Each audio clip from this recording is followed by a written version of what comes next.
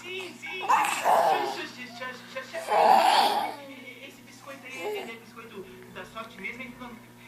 Senhorita Xoxang. É pro papai ver a nenê papando uma bananinha.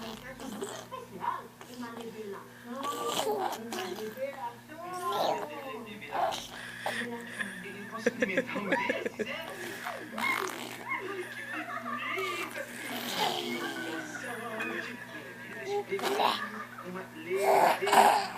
Vamos, papá, você tá sujando tudo. Não é pra fazer bisurinha agora, não.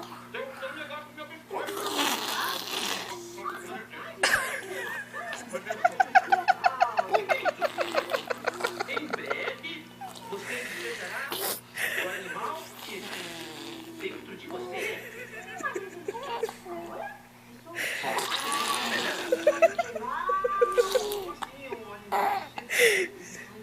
Nico, não faça bisurinha agora, não, bebê. Senão você vai cuspir tudo, vai sujar, igual você fez de manhã.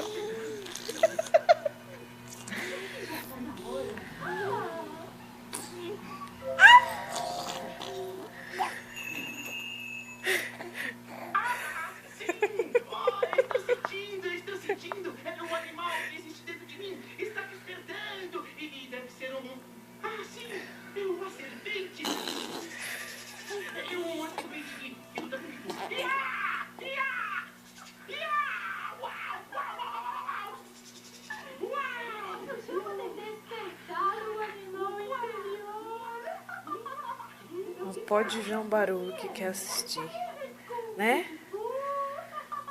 Não pode.